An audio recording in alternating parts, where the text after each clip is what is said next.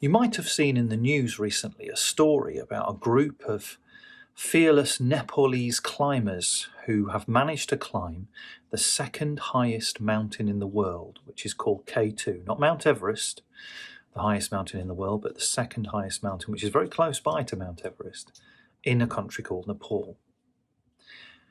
I'm going to show you a little video about it.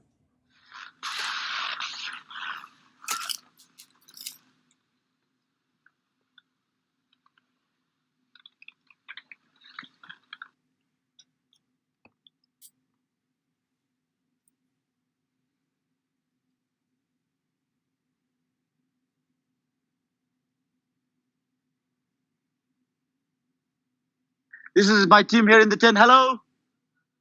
Yes, we all are here. Okay. Yes.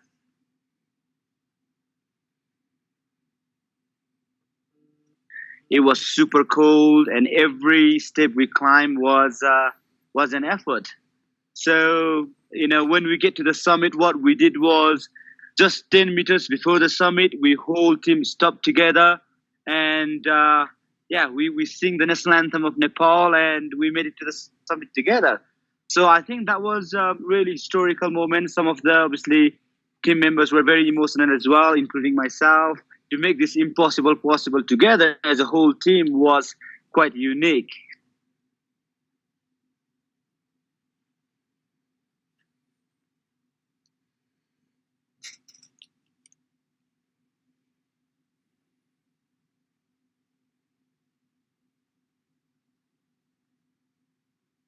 All 13 8,000-meter peak were climbed by, of course, our foreign international, climbing friends. But just to bring the last one, the hardest and the most challenging peak, to Nepal and for the climbing community, I think it's really humbling for everybody else. And I think everybody respect that. Every other climbers around the world, I think they're very happy from their heart as well. So which is a great thing.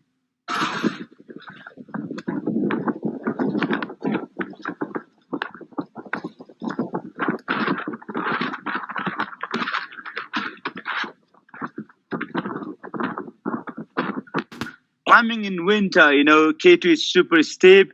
Either you have to go through, blue ice or a rock. So it's very technical. On top of that, if you add, the temperature up to, minus 65 degrees, even minus 70, and you are climbing. And of course, it's on, a high altitude. But I think what it kept everybody going, was everybody wanted this to their bone. Everybody wanted to make the climbing community proud. Everybody wanted to make, the Nepalese climbing community proud. So, yeah, I think it was that mutual support between each other, that, kept us, successful. Wow.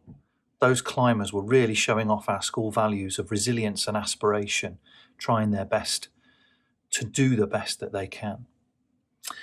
I'm going to read a bit of information to you as well about that climb.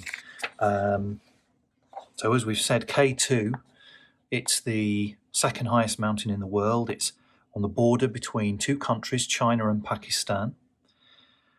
And it measures 8,611 meters high. And it's also known as the Savage Mountain because it's very hard to climb. Some believe it's harder to climb even than Mount Everest. I want you to have a think about what might have been the hardest part of that climb.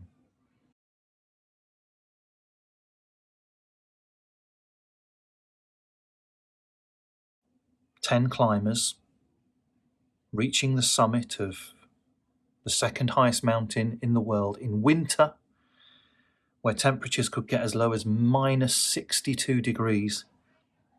Nobody else had managed to do that in the winter before. And the final day of climbing took 16 hours, and they stepped onto the summit together. An amazing achievement. So I want you to have a think about which part of that climb do you think would have been the hardest? And how do you think the climbers would have felt when they reached the summit? Here's a picture. And another question. Why do people choose to climb mountains? Perhaps you can come up with some answers while I read you a short story.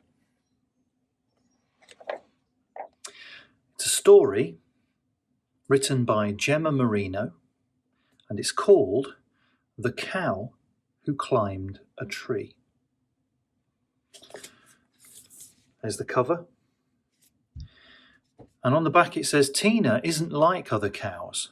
She loves to explore and discover and dream. Can she show her sisters that there is more to life than chewing grass? Let's see. Tina was a very curious cow. She had a thirst for discovery. And there she is, discovering things in the grass. Her mind was full of wonderful things, all of which her sisters found very silly. Impossible! Ridiculous nonsense! They would say every time she told them her amazing ideas. Her sisters were only interested in one thing: fresh, juicy grass. There they are. One day, when Tina was exploring the woods, she decided to try something new. She began to climb a tree. Up and up she went. And at the top, Tina couldn't believe her eyes.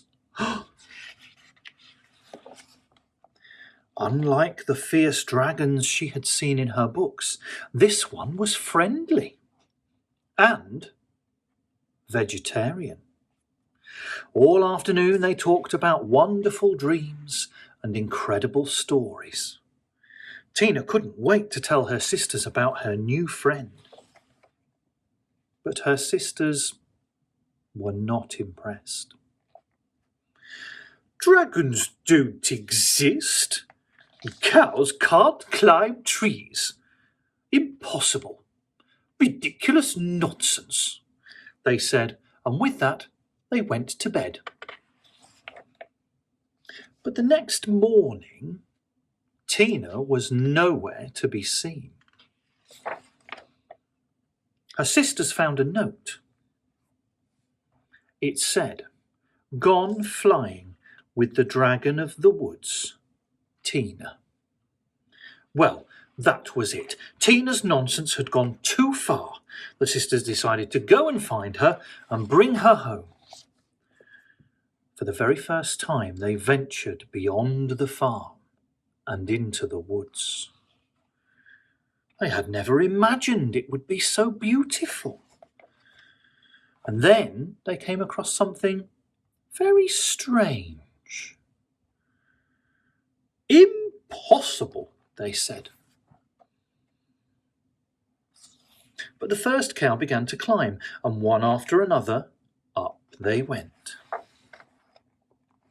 The world beyond the fields was extraordinary. But where was Tina? Suddenly, the cows looked up. It was impossible. It was ridiculous. It was nonsense. But it was true. Tina was flying. And when she asked her sisters to join her, they said something they had never said before. Yes, why not? And after that, they just couldn't wait to see what else was possible.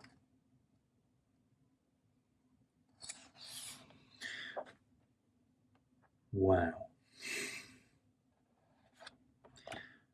And so you can see in that story, like in the video that I was showing you about the Nepalese climbers, when you put your mind to it and you don't listen to the people who tell you you can't, sometimes you can achieve amazing things. And when you get to the top of that mountain or when you achieve the thing you're trying to achieve, suddenly the world around you looks very, very different. Over the course of our lives, we will face many mountains that we will need to overcome. Some we may choose, others not. But we must always remember to try our best and keep going until we get to the top. Thank you for listening to my assembly, and I'll do another one for you again soon. Be safe, look after yourselves, be good, and I'll talk to you soon. Bye-bye now. Bye-bye.